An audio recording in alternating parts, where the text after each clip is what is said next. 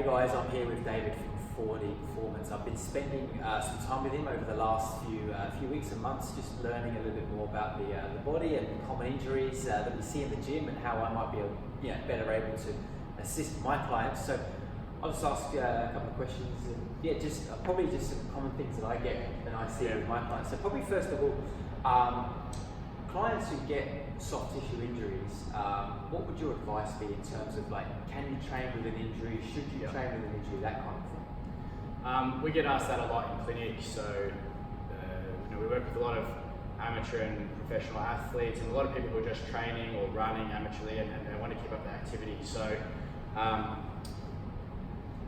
a lot of times people come in and say they saw this person and they told them they had to rest and stop training.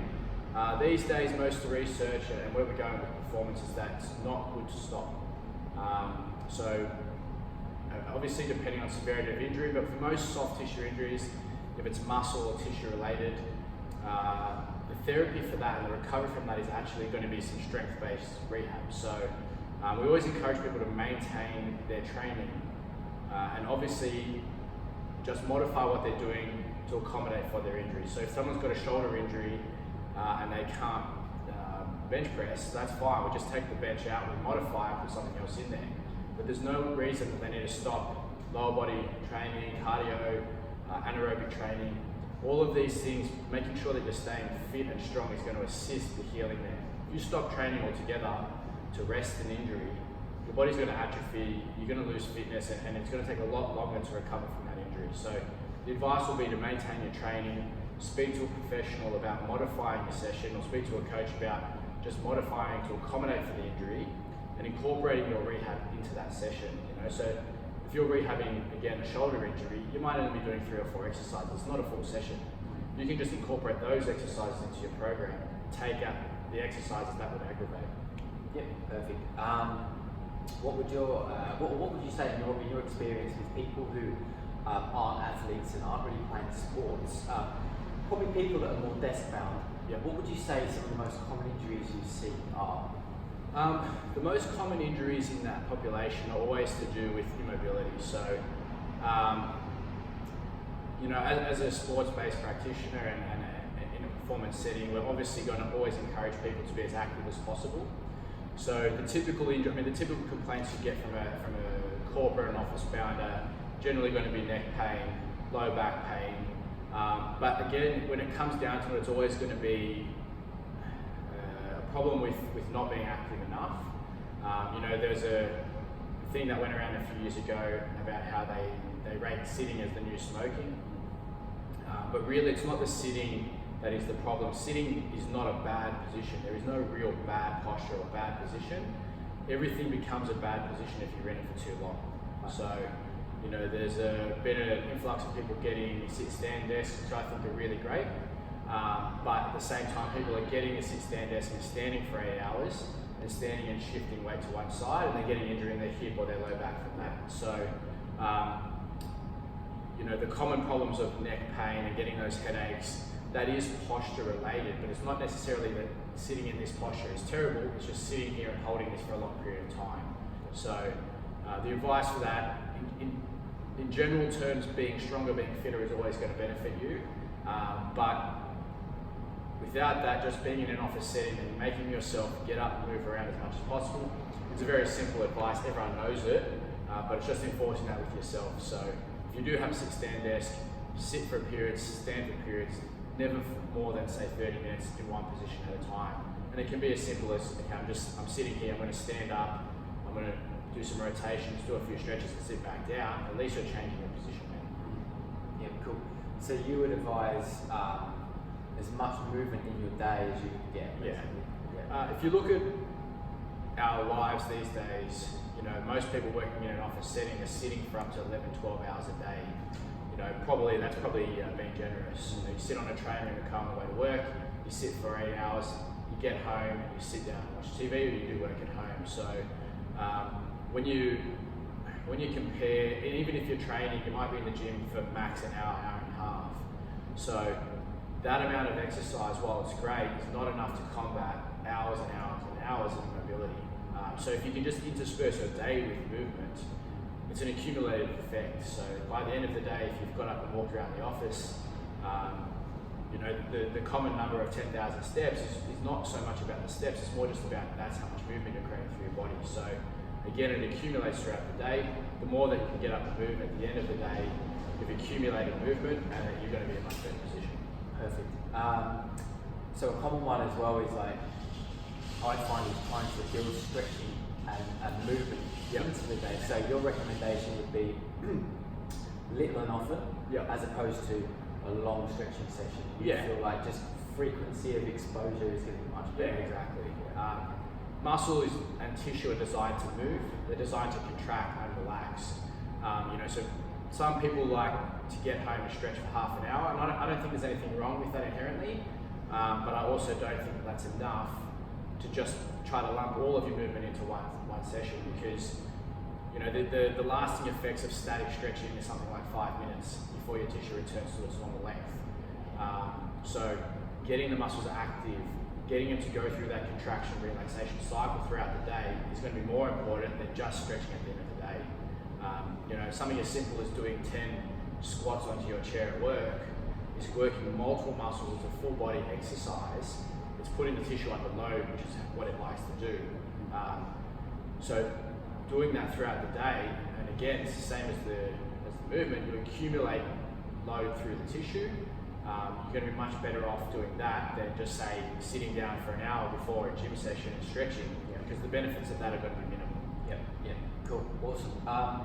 Lower back pain, very, very common. Any kind of, obviously without knowing any diagnosis, let's say, any common or general advice for people who maybe suffer sore, tight lower backs, and maybe it's just a common thing that it's just in the background all the time? What would you suggest for that kind of thing? Again, like you said, low back is a very complex issue, and the diagnosis for low back is very complex. You know, it incorporates a whole bunch of things, not just the physical, but also the psychosocial. You know, these days, a lot of the research is pointing to the fact that because we're chronically stressed, we're overworked, we're overtired, all of these things are going to contribute.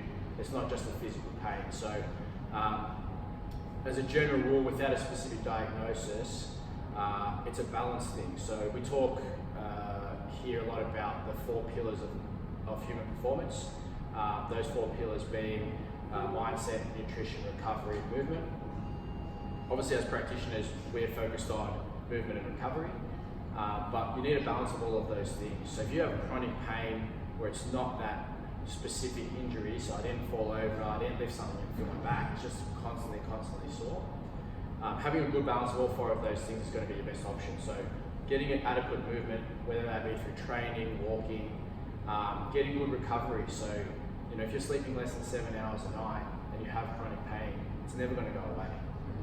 And as well as that, making sure that your diet is right. You know, that's a whole rabbit hole, but drinking enough water, eating good foods, that's going to go a long way to reducing inflammatory markers, and just general health and well-being. And mindset is another big one, which is kind of on the cusp at the moment, but that involves a lot of headspace, so a lot of mental health things, your outlook on your pain, how you view your pain, and I guess for us it always starts with the mindset, so getting that right. And mindset also incorporates things like emotional stress, work stress, but doing a lot of one thing is not going to counteract not doing anything else. So if you're training 6 days a week and you're getting all your exercise and activity, and that's great, but if you're eating poorly and you're not sleeping, it doesn't matter. It's never going to get better. So yeah, I guess it's a bit of a longer answer, but making sure you have that balance from those 4 aspects is really important. Yes, that's great. Probably great advice just across the board for everyone really, because I think what we see now is commonly, or things I see a lot of it are high stress, coming from not just physical stress, but you know, stress from job, work related, family related, time related. Probably poor sleep is big. People probably not getting enough sleep, probably not prioritising sleep well enough. Nutrition as well, like adequately giving yourself the right nutrients and enough water, and movement. So if you look at that across the spectrum of a whole day, prioritising your sleep, number one, make sure you get enough sleep, moving often, eating the right foods, Yeah. And just making sure that you give yourself some time and look after your own headspace. 100%. Yeah. Probably good advice for everyone. Most of that is all stress related, whether it be physical stress, emotional stress, psychological stress. The body responds to stress very similarly. We get an increase in cortisol levels. As soon as that happens, anything inflammatory in the body, it's going to be very hard for your body to clear that. So, like you said, make sure you cover all bases and you should be good to go. Perfect. Maybe one last one. Runners, I think a lot of people like to run, they want to run. Yep. Running is easy to do, it's Yep. extremely accessible. We've got things like the Sydney to Surf in Sydney, where people want to participate. Yep. However, a lot of people don't necessarily have, probably not maybe in the right position to then necessarily just go and run. Yep. What would your advice be to someone who maybe hasn't run for a long time Yep. or hasn't run ever really before? What steps would you take before starting fully running? Where would you start first? You make a very good point about running being something that everybody can do. A point that I come back with that is not everybody can do it well. So running is a skill that most of us don't actually ever learn how to do properly. Running is one of the most common amateur sports in the country. We get over 100 organised events in Sydney alone per year. But the injury rates for running are very high. So a lot of the research indicates that up to 65% of people who start running are going to have some sort of tissue injury in that period of training time. So starting out running, I think an important thing to do is whether or not you go and get an assessment from a professional, but look at the strength first. Running is a unilateral sport. You're always on one leg at a time. So making sure you're balanced strength-wise through the hips, through the legs, through the calves. All of this is super important. Some of the most common injuries being patellofemoral pain, Achilles, and plantar fasciitis. All of these are strength and mechanical related. So, during a jog, the body is going through up to 4 to 6 times body weight coming through these joints. If we're not strong enough, we don't have the muscle tissue to accommodate that. That's going to be a big problem. So the first port of call would be to get yourself into some sort of even basic foundational level strength work a couple of times a week. The second thing is going to be volume. So tendon muscular injuries in running are never normally high force. So it's never going to be, or it can be if you fall or something like that, but typically it's going to be an overuse type injury. And there's a few variables there. One is total volume of training. So when starting out training running, people don't normally have a program set of how I'm going to increase. If I'm in the gym and I'm bench pressing, I know that I can't go and do a 100 kilo bench press straight away. So I gradually will build up. Running is exactly the same. I need to start small. So doing some shorter base runs and spreading them out over the week is better than going, okay, I just started running, I'm going to go try and do a 10K. Yeah. So gradually, incrementally building your volume, and whether that's a 5% increase in kilometers, and then slowly building your speed as well. Everybody starts running and just goes as hard as they can at the start.